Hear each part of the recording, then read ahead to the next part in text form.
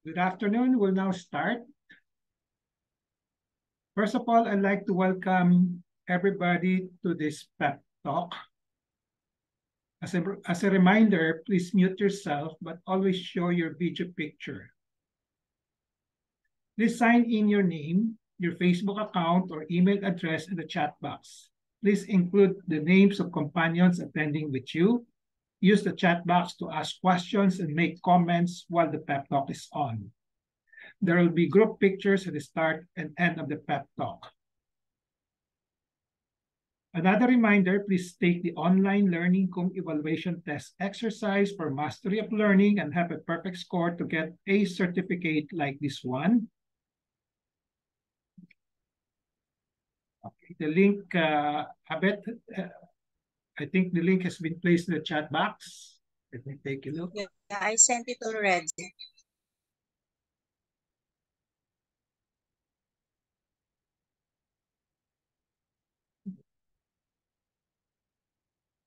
Abed, can you place the link to the chat box? Okay.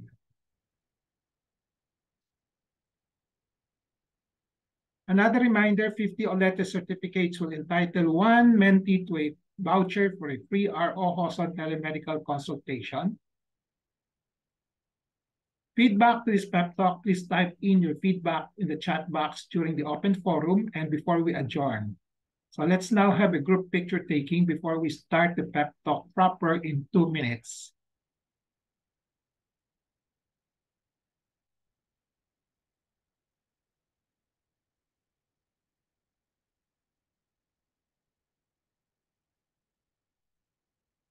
Ready? Lorly, Charita, okay.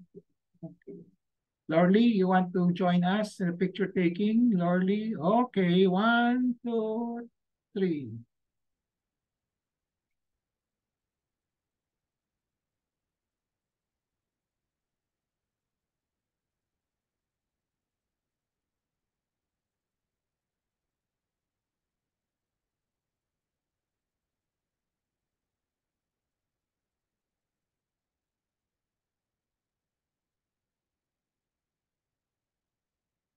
I have a patient empowerment program in which I'd like to empower the lay people to have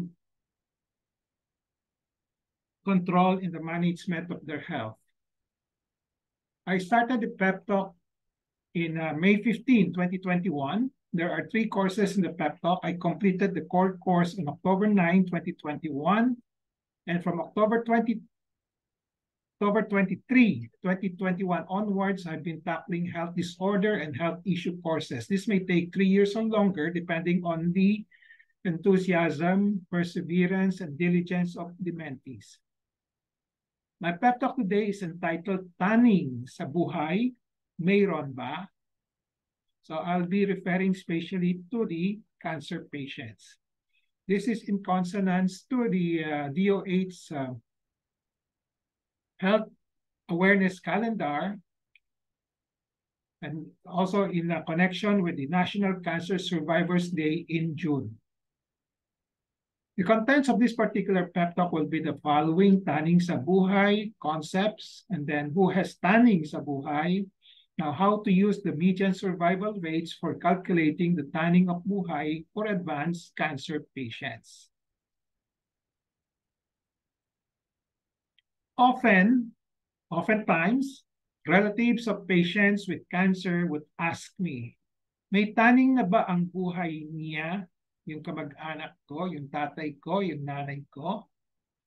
This question is often asked by relatives and usually not by patients themselves mostly because of the fear of death of the patient, and they are under stress. They don't like to ask. They want to just be quiet and silent because they are anxious and depressed. And also sometimes they also have a mindset that they will live indefinitely. So they don't like to ask these questions, or they don't ask these questions. However, there are some realistic and practical patients who know about cancer, who know about the prognosis of cancer patients, would ask me, may taning na ba ang buhay ko, doktor? May taning na ba ang buhay niya? May taning na ba ang buhay ko? To answer these questions is oftentimes challenging for me. One reason for this is that in the literature, there is no absolute translation in English, nor absolute definition or meaning of the word tanning. I've been looking at the internet, ano ba yung English translation of tanning? Iba-iba ang nakukuha ko. I have to probe first what the patients and the relatives mean when they use the word tanning in their questions to me. Otherwise, I run the risk of creating a misunderstanding on my answers when I don't inquire first what the patients and relatives mean by tanning. Baka meron silang iba-ibang perception. So, second reason why it is challenging for me, because in the setting of a cancer diagnosis, we physicians do not guarantee cure, and there is always the possibility of recurrence and death. And also, most patients are in the state of anxiety and depression. And because of this, I have to adjust my answers to the mindsets of the patients and the relatives so that I do not create more undue anxiety and depressions or give false hopes. In other words, I have to consider the psychological makeup and status of the patients and the relatives. I have to know where they stand, where they're coming from, ano yung mga mindset nila before I give my answers. Especially, these are on patients who are in the on the poorer prognosis side, or meaning the curability is not that good already. So looking at the literature and then from personal experience, when somebody asks me in the setting of a cancer diagnosis, may taning ba sa buhay na ng aking kamag-anak? The question usually connotes the following. Is the patient going or about to die already? And how long will the patient still live? So this is what I count from experience. When the layman people will ask me, may taning na ba ang buhay niya? So I like to interpret it as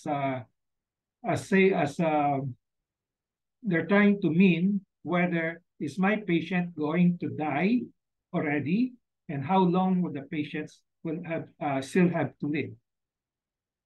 So in other words, the connotation of taning sa buhay is that the remaining days of life of a patient are numbered already. Numbered already. Hindi naman eksaktong number. Mamaya i-explain ko. It will just be an estimate, but they usually, the connotation of this question is that may exact number na, no? Exact time, no? Which is not true, which is not accurate. In the literature, I saw a definition of taning sa buhay. As I said, maraming definition doon. One definition is that taning means it has been given a date for death.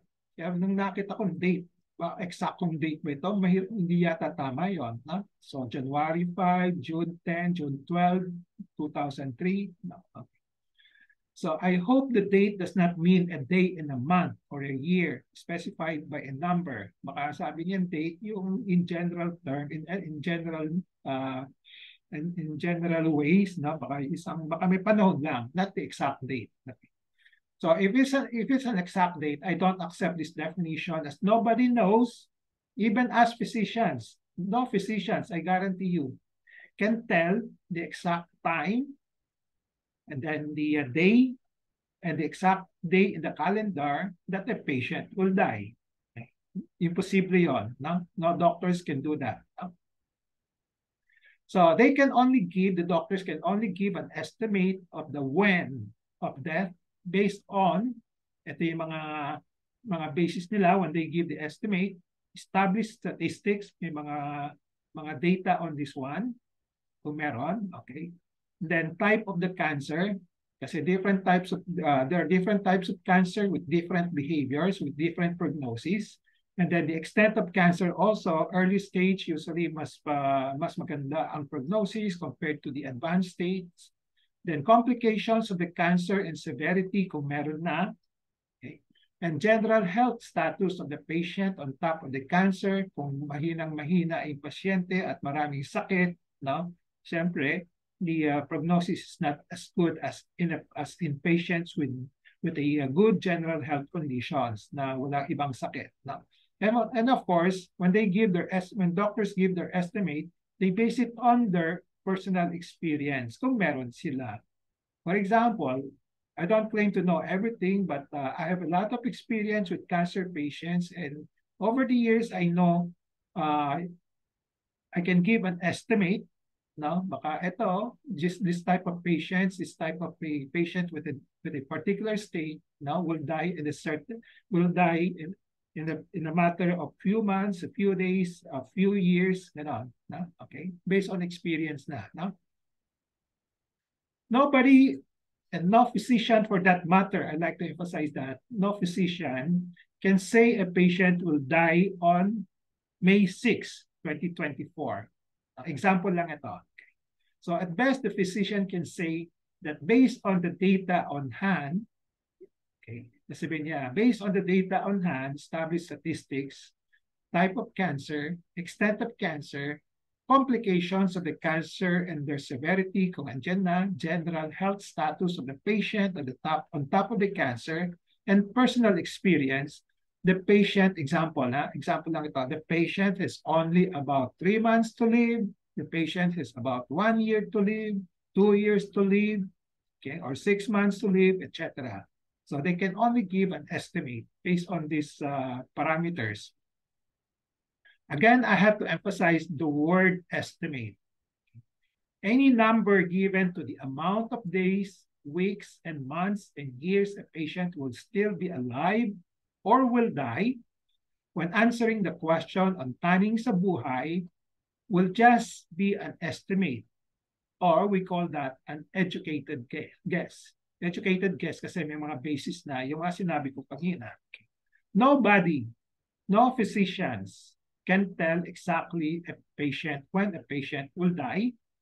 And however, an estimate can be done based on conditions that I stated above. May taning sa buhay is a question usually asked in patients who have diseases that are classified under dread diseases or life-threatening diseases. We don't usually ask this question kung wala tayong clear-cut, wala tayong evidence na yung tinatawag na life-threatening diseases. Example of life-threatening diseases are cancers, Alzheimer's, Parkinson's disease, heart disease, loss of limbs, organ transplant, paralysis, blindness, coma, yung may mga end-stage renal diseases na nag-undergo ng dialysis, ganon, etc., etc. However, most of the time, from experience, the question is usually asked at a time there is a progression of the diseases in which there is no known curable treatment.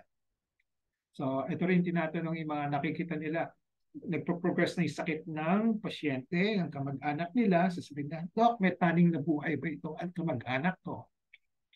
It is also usually asked when patients are in the state of severe complications of the disease or in a apparent or evident near-death situation.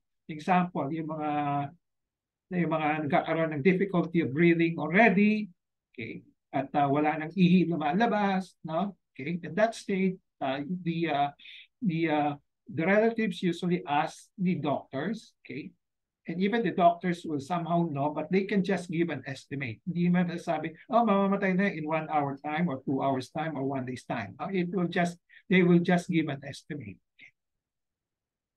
So it is usually not asked in person, despite the fact that everyone knows every person will die someday. Palagi ko, most of you who don't have any diseases, no, will not ask, may taning na buhay, ang buhay ko? Because you just keep on living, and then you think that you just forget that there is a limit to your lifespan on earth. Okay. So strictly speaking, every person has a taning sa buhay. So strictly speaking, as everybody will all die someday. We just don't know when we will die. It may be soon, sooner, or later. So that's our tanning sa buhay. So in a sense, our days on earth are numbered. So recent studies show that nobody will go beyond 150 years old. The longest recorded lifespan on earth is 124 years old in the person of a French woman, okay, who lived to 124 years old. So sa ngayon, wala pang nagsusurpass ng records, but there are studies that shows that human beings will not be able to go beyond 150. Baka ang maximum niya, 150 lang. Okay? So it's a given at the moment, no, everybody will die. Now, the other backup explanation, support for this statement that everybody will die because in those people in the health insurances, no, mga insurances, have monitored and calculated the life expectancy of population and probability of death in a certain age group. So this is what we call actuarial studies. So those who have insurances, malalaman ninyo kung ano yung mga actuarial studies na ginagawa ng mga insurance companies, and then they have different rates for your particular age. Kung matanda na kayo, kung nagpa-insured kayo, usually they will charge a higher premium compared to mas bata kayo, because they know that you might be if you are in the older age group, you may die anytime, mas malapit ka na mamatay kaysa yung mga mas bata, no? Okay, so in this sense, all of us will die, and then okay, so we say that there is really a tanning sa buhay, okay, in general. Okay, all of us is a tanning in buhay. Okay?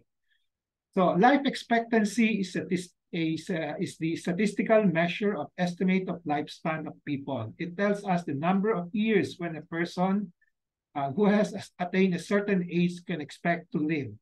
Ito yung mga actuarial studies that, or even yung mga health statistics have shown that, not only at the actuarial studies from the insurances. So current statistics show that 71 years old as the average life expectancy of Filipinos. This is the recent, no? The life expectancy of Filipino males is 67 and females is 76. Actuarial studies are popularly used by insurance companies, as I mentioned earlier. They forecast the life expectancy of their clients, and then they use this for pricing of their yung mga charging nila for the insurances. Actuarial age is an individual life expectancies based on calculation and statistical modeling. Actuaries use mathematical and statistical computations to predict a person's life expectancy for his and or her actuarial age.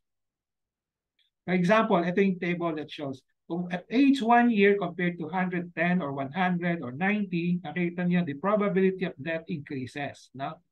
Kung sa bata pa lang, less than 1%, pag 70 years old ka na, may 2% ka na, probability of dying. Then at 80, 6%, no? 90, 18%, at 100 years old, 38% the probability of dying. No?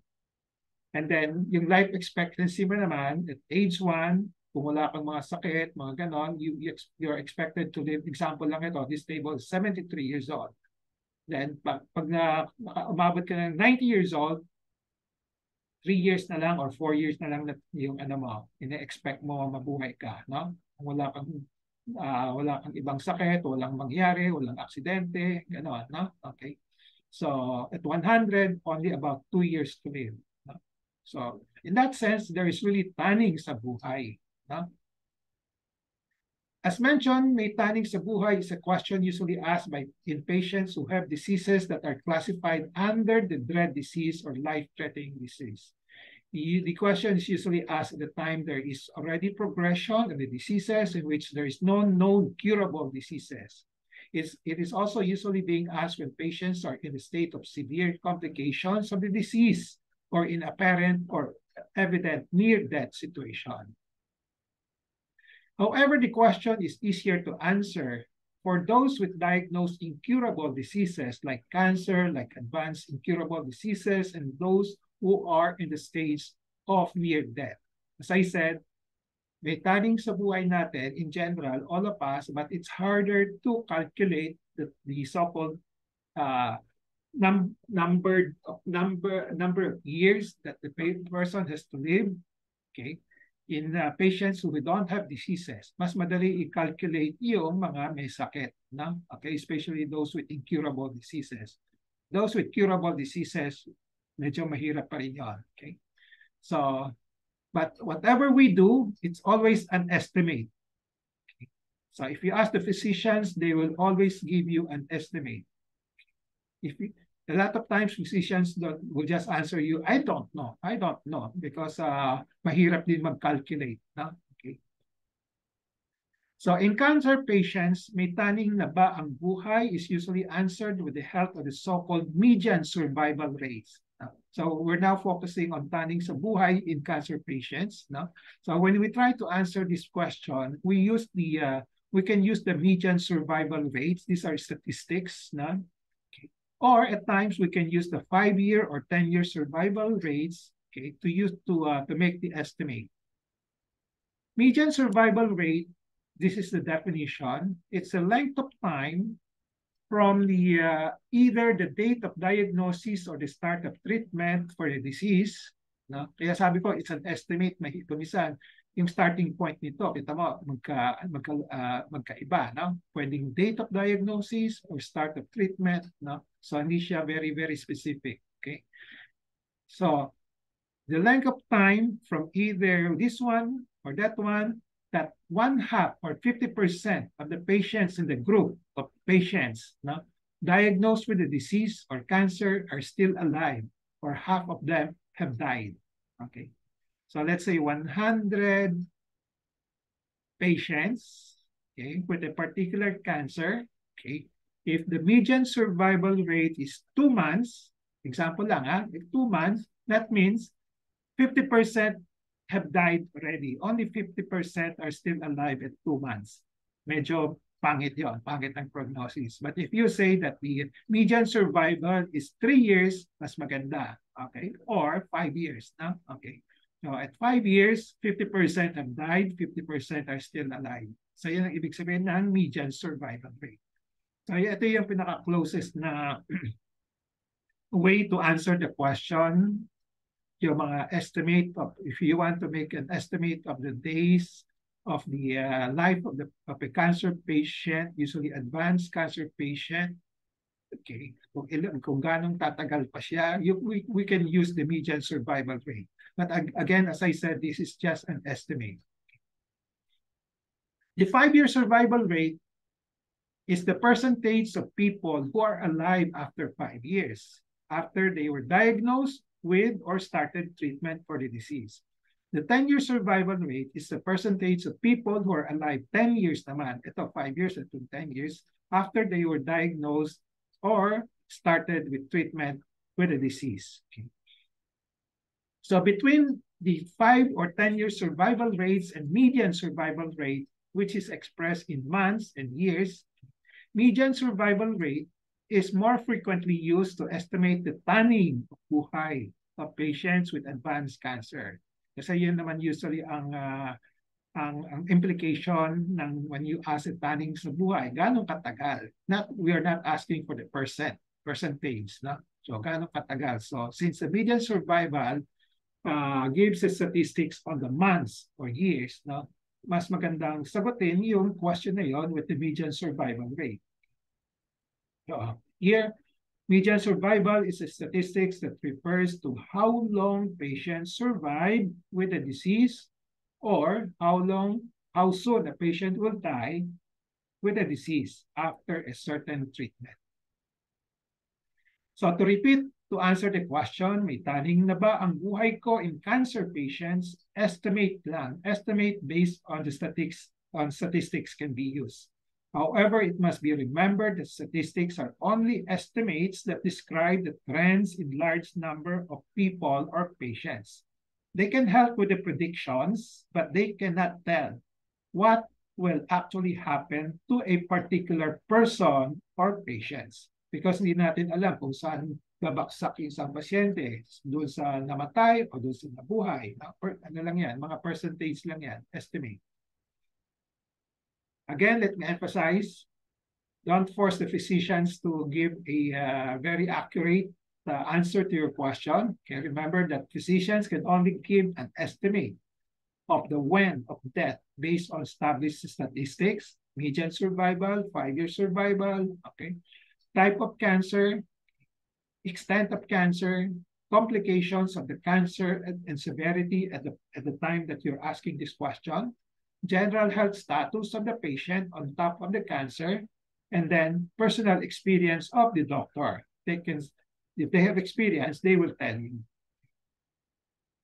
So let me repeat, factors influencing tannings ng buhay in cancer patients, the type of cancer, some are fast-growing, some are not fast-growing, the stage of cancer, advanced, usually stage 4, okay, not advanced, treatment, yung mga treatment not which are controllable, just call it controllable, okay, that can control the cancer, that cannot control the cancer, and not curable or curable.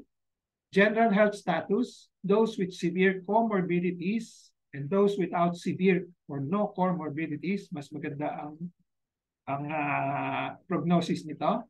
Then age is also could be a factor. But usually, from my experience, usually age is not for cancers, but we can use it for extreme ages. Yung mga matanda, yung mga talagang 100, 90, gano'n.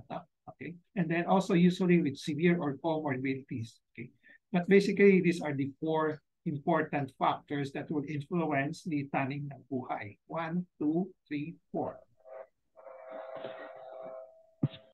So, ito naman, dun sa age factor, sometimes they use the age factor. So example will be, these are some findings in the research in the literature. Approximately 13% of women with primary stage 4 breast cancer survive 10 years after the diagnosis. 13% lang after stage 4. But women with diagnosed with stage 4 who are before the age of 50 have a better survival rate at 10 years compared to older women. So yung mas bata, mas maganda yung prognosis. Okay.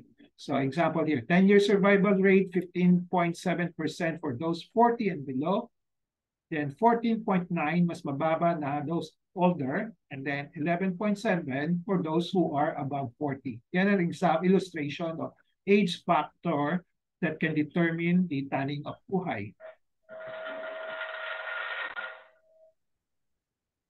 As I said, a lot of yung age can be used, but a lot of people from experience, a lot of people use age. Matanda na yung pasyente ko. Okay? Huwag nating galawin. Okay? Baka talagang may tanning na at wala na. No? But I think we have to qualify this. No? So the guidelines that I usually give, my recommendation is that we have to diagnose first the cancer. Okay. The type of cancer. So if this is usually my recommendation, I have to diagnose the patient, the type of cancer, the extent of the cancer, is it curable or not curable? Okay. And then, so the general guideline is that if the cancer is more than 50% chance remediable, okay, kaya pang ayusin, kaya pang gamutin, despite the patient being old, kahit na 90 years old pa siya, we go for the treatment. No?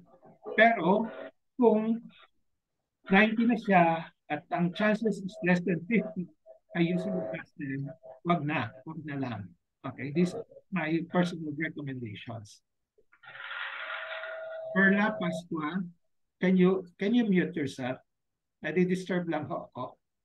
Okay. Can you mute yourself, Perla? Perla?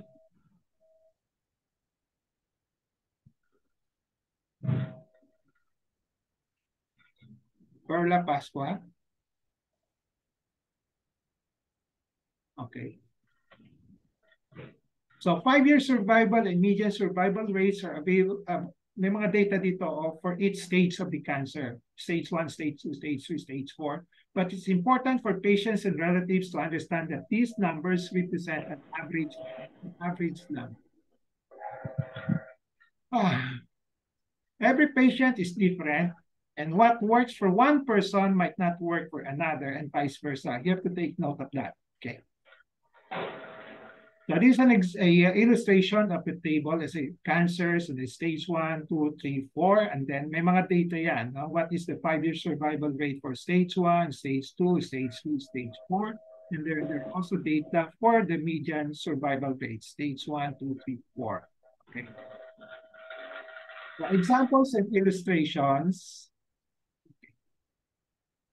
Applications of tanning sa buhay in cancer patients. Example, a 65-year-old female with pancreatic cancer. So ang tanong ba, early stage ito or advanced stage? Okay. So then you ask the question, may tanning na ba ang buhay niya? So kung early stage siya, okay, let's say stage 1, so it's less likely not to have tanning. Okay, when you talk about yung numbered days already, okay, so less likely not to tanning.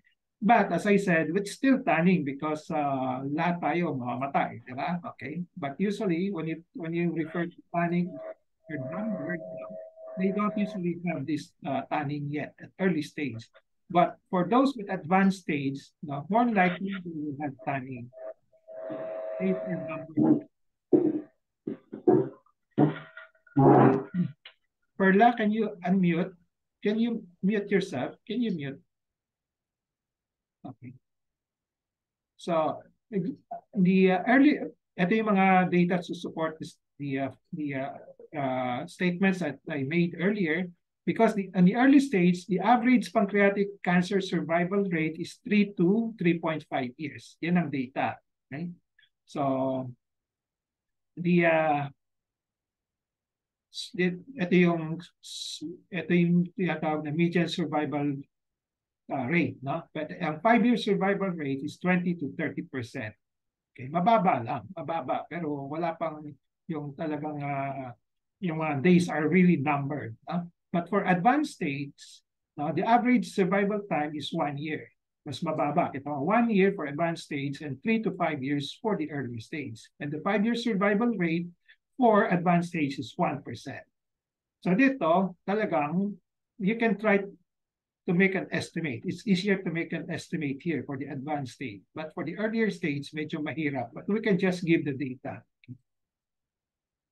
Another example, a female patient with stage 4. Stage 4 means may mga metastasis to the bone, to the lungs, to the brain, to the liver. Ganon. So may tanning na ba ang buhay niya? As I said, all of us, even without any illness, have a tanning sa buhay. No? There's a number. So 70 years old, 90 years old, nobody knows. Okay? So, but if you are referring to a high probability of dying with the stage 4 breast cancer, when you say tanning sa buhay, then the answer is yes. Okay? Because chances are of dying is great because those without diseases have a lowest probability of dying, but in this particular patient with stage 4, they usually have a low probability of surviving. Okay. If you want an estimate of the remaining lifespan of this patient, you can use the median survival rate. The median survival rate is for advanced stage 4 cancer. 3 years with stage 4 breast cancer. So the estimate life expectancy of this patient is 3 years, but maybe sooner or later because, as I said, this is just an estimate. Okay, so there is no absoluteness in this. Kaya pag sinabi ng doctor about 3 years, Huwag niyong sasabihin na, patang pasyente namin nabuhay nag 5 years. Mali ang doktor. Okay, don't blame the doctors. Okay. So the doctors is just giving you an estimate, no? Kasi may mga exceptions to this estimate. Yung iba naman, namamatay dun sa earlier than the estimate. Okay. So huwag niyong i-blame yung doctor na mali ang estimate niya. No?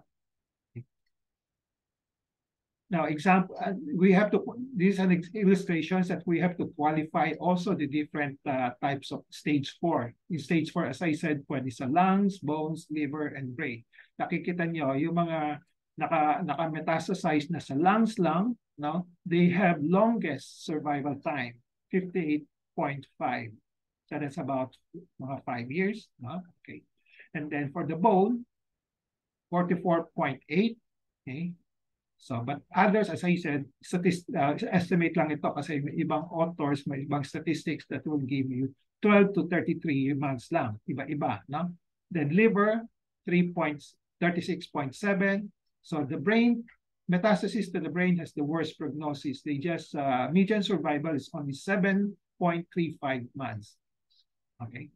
But that's why, as I said, when we make an estimate, we have to look at the details, the type of cancer, the whether where it has spread, no, ganon, and then the general status of the patient. Kung mahinang-mahina lang, mahinang-mahina, and with lung cancer metastasis, the survival rate can be 7.35, no? Kasi mahinang-mahina siya or baka meron siya ibang sakit. No? So, ito, colorectal cancer with liver metastasis. Okay. So, ang 5-year survival rate is 11 to 15%. Stage 4 na kasi ito. The median survival rate is 5 to 20 months. No? So, if a patient will ask me, ano yung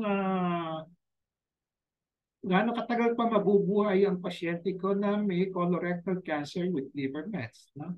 Kung maraming, in general, I will give them the answer na 5 to 20 months. No? Ganon.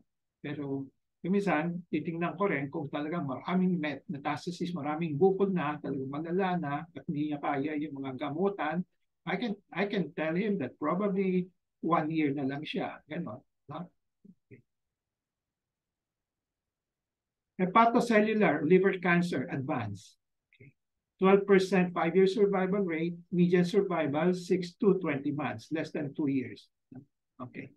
So it could be 6 months if it's talagang malala. It could be 20 months kung medyo not so malala at maswerte siya. Okay, only God knows. Okay, baka umabot siya 20 or even more. Okay, 24, 25 or even 2 years, 3 years, 4 years longer. Depende. So this is, if we talk about tanning sa buhay for cancers, we usually use the 5-year survival and the median survival rates. As I said, if you want to know the month or the year, you use the median survival. Again, it's an estimate. So takeaway and summary, tanning sa buhay. I have explained this, the concept. Buhay tanning sa buhay, and how to use the median survival rate for calculating the tanning sa buhay in advance cancer patients. So takeaway in relation to patient empowerment, be always in touch with reliable medical information on tanning sa buhay. Knowledge is power, it gives power. Use the 4 Ks of patient empowerment, kaalaman, kakayanan, karapatan, and kapangyarihan to gain greater control over decisions and make better decisions in tanning sa buhay issues in One Health's management. So with that, I end my pep talk. I hope I have empowered you to have a better or essential understanding of tanning sa buhay in your health management. As a reminder, please take the online learning evaluation test exercise for mastery of learning and have a perfect score to get a certificate like this. And then 50 OLETE certificates will entitle one mentee to a voucher for a free ROJoson medical consultations. Okay. Feedback to this pep talk, please type in your feedback in the chat box during the open forum and before we adjourn. So let's now have a group picture taking before we start the question and answer portion and interactions and also sharing of experiences.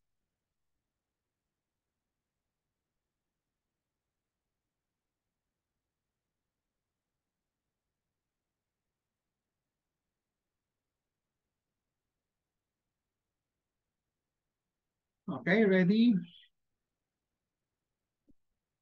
1, 2. Mona, you want to join us? Mona? 1, 2. Okay, 1, 2. Wala na. Okay, okay. Kompleto na tayo. 1, 2, 1, 2, 3. Okay.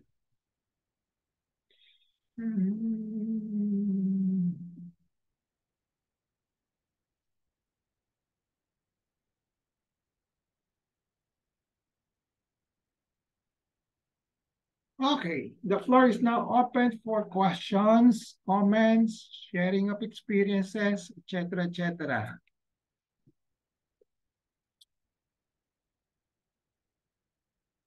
Any questions?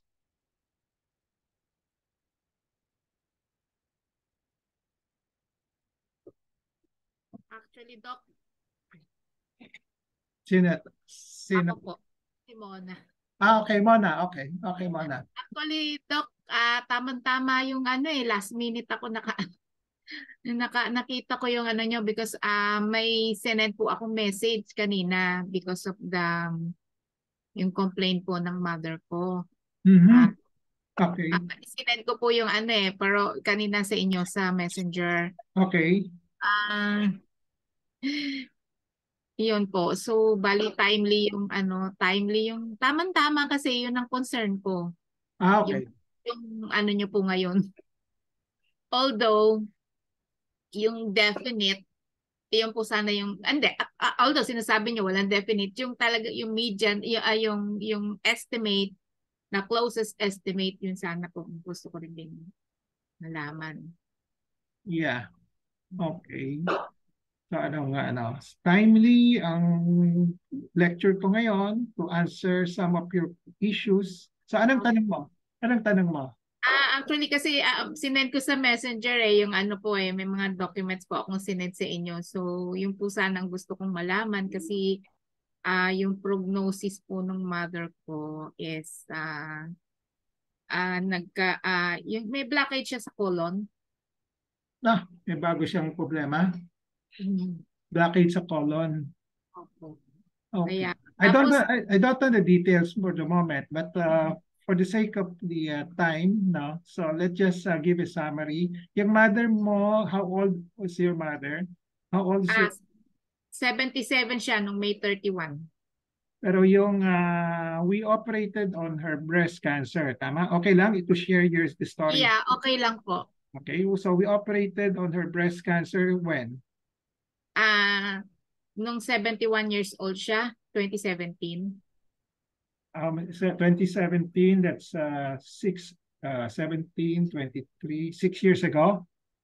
Opo. 6 years ago, okay. So during that time, so you might be asking, I suppose you were asking also the questions, may taning na ba yung buhay ng mother ko at that time, di ba? So I suppose you were asked, some of you were asking us also. So at that time, we cannot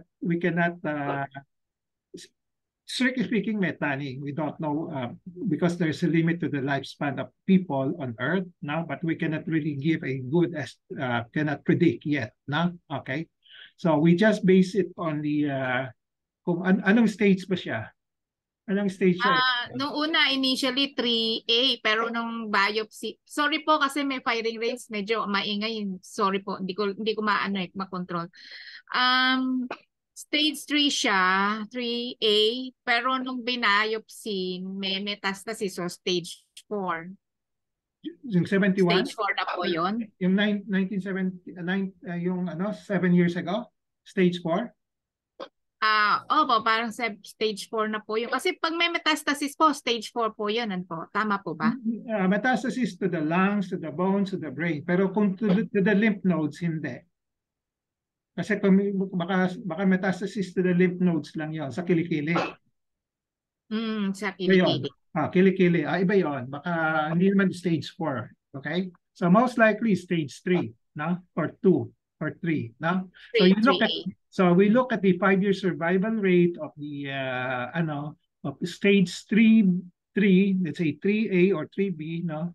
So usually kung 5-year survival rate, if I'm not mistaken, yung mga statistics will show about mga 40 or sabi natin 40, example lang 40%, no? Okay, 5-year survival rate, meaning 60% will die after 5 years, no? And then 40% will still be alive, no? Okay, but we don't know where your mother will fall, no? Okay, yan ang challenge, no? Okay. Now, usually pag kayo mga stage 3, mahirap pa wala pang masyadong data on the median survival, no?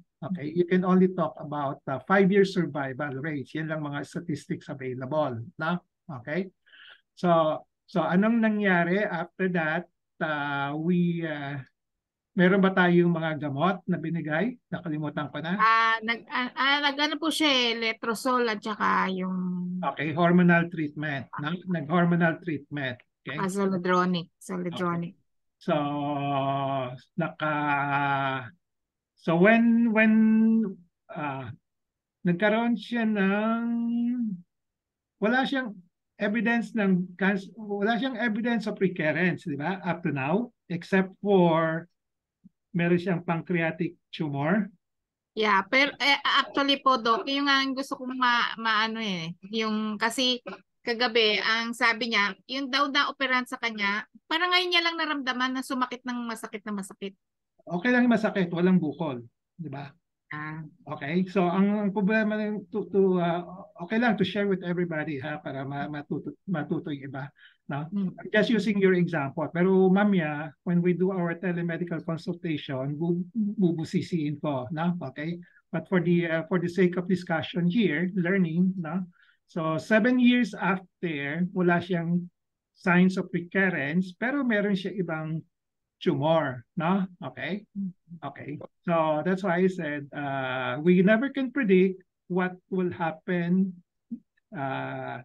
during the rest of the life of a person with a cancer. Sa kanya, may tinubuan siya ng etong colonic cancer, ngayon ko lang narinig ito, no? Pero yung pancreatic tumor niya may lumabas, no? Okay? May lumabas na kailan lumabas ito? 3 years ago? During the pandemic? Mga 2 years ago. 2 years ago. So hindi siya naninilaw, ganon. So it might be a separate cancer, di ba? Or tumor, no? Separate, not related to the breast cancer, no? Okay. So just remember for everybody's learning is that once you have a cancer, it doesn't mean once you have another tumor, it's the same. It might be different, no? Okay. So yung sa kanya, ang nanay ni Mona, meron siyang pancreatic tumor, no? So it could be cancer related to the breast cancer, pero most likely it's not kasi tumatagal ng 3 years, di ba? 2 to 3 years na, di ba? Okay. At hindi naman lumalaking husto, no? Binabantayan lang natin, tama? Okay. So it might not be related to the breast cancer, pero may tumor siya, no?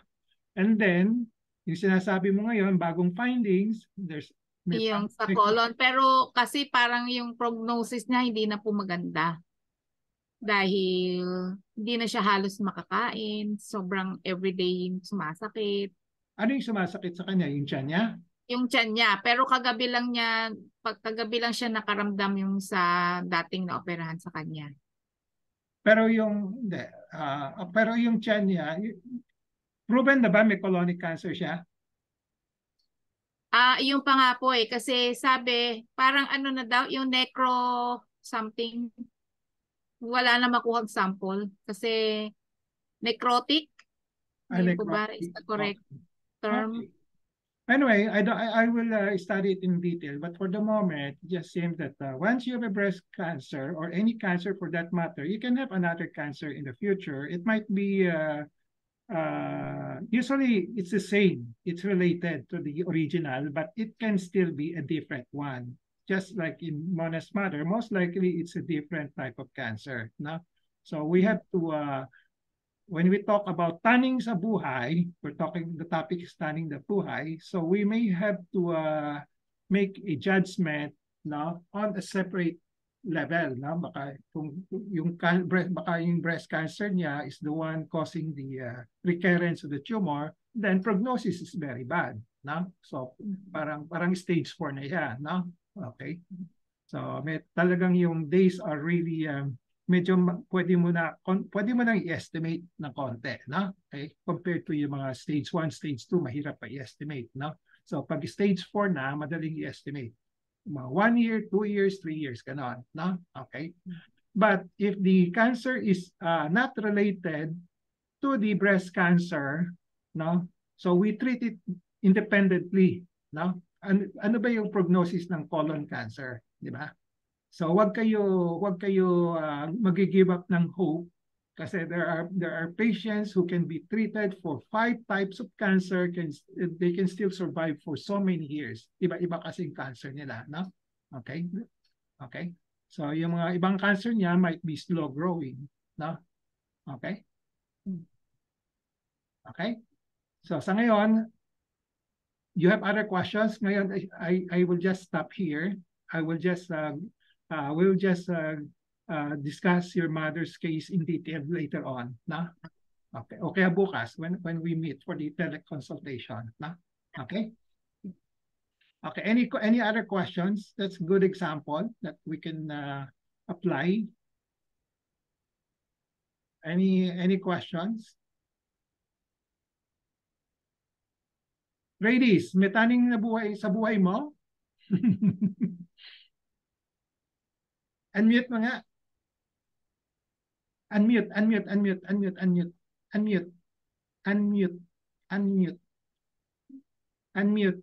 Yan. Okay. Hello po. Yan. Sige. I'm just stimulating everybody. May taning na ba yung buhay mo? Did this question cross your mind 30 Yes. years ago? Nung na-discover na meron, oo, naisip ko rin yon. Okay. So, paano mong hinandle yon? Nung paano ko hinandle, naisip ko na lahat naman tayo merong taning sa buhay. Kaya lang, hindi rin natin alam kung kailan. But kung meron kang sakit na cancer, mas mapapadali siguro. Pero po, ngayon, with my experience, Doc, kasi last June 3, 24 years na ako eh. Okay. 24 years na po yung ano ko eh. Yung survival. Kaya, ito nga, binabantayan ko rin kasi may recurrence or what. Hindi natin alam. Okay. At 24 years, cancer survivor, anong sagot mo? May taning ba sa buhay mo ngayon? Ngayon po, meron pa rin. Anong tawag doon? Technically, may taning ang buhay ng bawat isa. Yeah. Pero sa ngayon po, malayo pa siguro. Feeling ko lang. Yeah, pag wala tayong sakit, ang feeling natin, baka malayo pa, baka. But we just pray and hope that it will not come in suddenly. Di ba? Yung mga unexpected. No? Okay? Yan na nga lang ang dasal natin. Yeah, dasal na lang. We can never predict what will happen. Yeah, we can never predict what will happen each day. Only God knows kung kailan. Okay, kaya nga po, natin, yung mga babantayan natin, pangalagahan natin yung health natin. Okay, so sa ngayon, si Reyes, wala siyang immediate concern, di ba? Okay, so in remission siya for the past 23 years. Okay, thank you. Pero medyo kinakabahan din ako kasi yung ubo ko, hindi ko naman baka minsan naisip ko, ano kaya ito, baka lung cancer or what. Kasi yung ubo ko hindi naalis. Pero kasi may asthma rin naman ako. Yeah. So yun yung binabantayan ko. Yeah, bantayan mo na, observe mo muna. Then pray and hope it will disappear, it will be mawawala, no? Okay? Thank you, Doc, sa maganda yung topic ngayon. I love it, yung tap, yung ganyan. Kasi Oh, pag ano, tatanungin ka o tatanungin yung ano, may taning na ba siya, may ano. yeah. Maganda, very relevant. Thank you. Thank you. Sige, but I need your input kasi this is first time I talk about this one in a formal basis na. Okay. Alam ko maraming nagtatanong sa akin, mahirap sagutin eh. Okay. Kasi kung sasabihin ko, lahat naman tayo may taning na buhay eh. Di ba? Kung sa ayaw Doc, nila yung isang, binigay, ano, maganda rin yung binigay yung parameters. It depends on the type of cancer, di ba? yeah, yeah, Yung condition of the health of the patient, the yeah, kind of treatment. So, kaya ano, medyo nalinawagan kaming yeah. nakikinig. Yeah, ako rin. Saka I know a lot of people are also complaining, patients complaining. Bakit ito sabi ng doktor hanggang 6 months lang ito, pero yung pasyente namin nabuhay up to 10 years. No? Di ba? May mga ganon. So, we have to qualify really para may walang misunderstanding among doctors and patients. Na? Okay. Any other questions? Thank you, ladies, Welcome po. your input. Any questions? Wala? Okay. I bet there's a question there. Nothing at the chat box. Here. From Ma'am Jacqueline Tong. In general, what is the lifespan of males and females in their late 80s with Parkinson's, considering that the person is in generally good health and Parkinson's is well managed? Mahirap i-compute yan. Mahirap unless there are data, baka palay ko in the Philippines wala, no? In the other countries, palay ko wala rin yan, no? So what I can suggest is that late 80s, tingnan mo muna yung actuarial studies kung late 80s, siyempre, based on what I presented kanina, actuarial studies, 80, 90. Sabi natin, kung 10 years pa, no, ang ano niya, expected lifespan, kung walang diseases, 10 years, then you input the Parkinson, ano ba yung Parkinson kasi ngayon it's labeled as incurable, no? Okay. Yes. It's labeled as incurable, pero anong mode of exit nila? Anong kinamamatay nila, no? So accident, pwede, no? Ano pa? Hindi ba yung Parkinson's is debilitating? Palala ng palala. Yeah, but that's why we have to know what are the usual exit, how do they usually die, no? Okay. So sa ngayon, I'm not sure how they usually die, no? Okay. It's incurable, no? Baka pneumonia, no? Ganon. Pneumonia probably kung if the pneumonia can be controlled, no? Basta prevention lang, baka you can just calculate it based on the usual lifespan of a person now without the disease. Probably 10 years, 15 years, ganon. If you want to estimate, no? Based on the actuarial studies, no? Okay. Yung Parkinson, pero yung Parkinson, I think may bagong gamot. Kasi sabi ko, one of the factors that you consider is there an effective treatment available, di ba?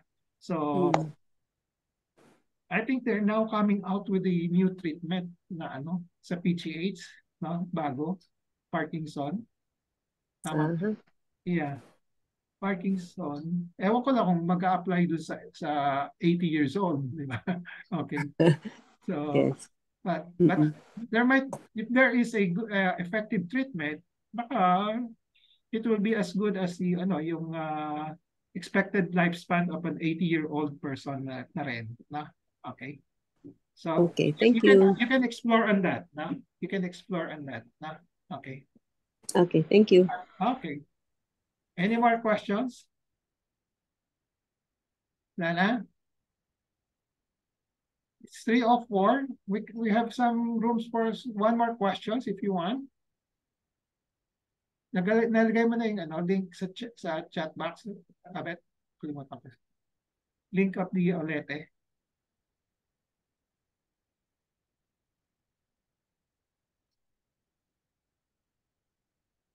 So, no more questions? Sinong nagsasabi na may taning sa buhay na nila ngayon? Who has taning sa buhay? Ako may taning sa buhay. Lahat tayo may taning sa buhay. No? Okay. So, but we don't know when. No? If you don't have a disease, but if you have a disease, then you can look at the median survival rate. Use it as a basis. And then, work on it. If you know that you have a tanning sa buhay, I know some of you here probably will have some, no? I won't mention the names, no? But you work on it. How do you work on it? Since we know that all of us will die someday, okay, you make your life as meaningful as possible, no? Yung mga remaining years of your life as meaningful as possible and productive and be contented. So it's tantamount to saying that you do an intentional living plan. You plan out your life so that you will enjoy, you will be contented, you will be happy, okay, for the remaining years of your life. Now, that's how you attack this issue. Now, okay? Okay? Wala na? Last call? So if there are no more questions, okay, we will call it a day. So we will see each other next week. No? Next week, okay. Next week, I'm trying to prepare a topic, hospice care. Hospice care na lang, hospice care. No? Okay. Hospice care for cancer patients. No? Okay. So if there are no more questions, we'll call it today. We'll see each other next week. No? Okay. Okay, Doc. Okay. Thank you. Thank you po, Doc. Thank you po. Thank you po, Doc. Thank you. Happy weekend. Thank you. Bye-bye. Bye-bye. Thank you po. Happy weekend. Happy weekend. Happy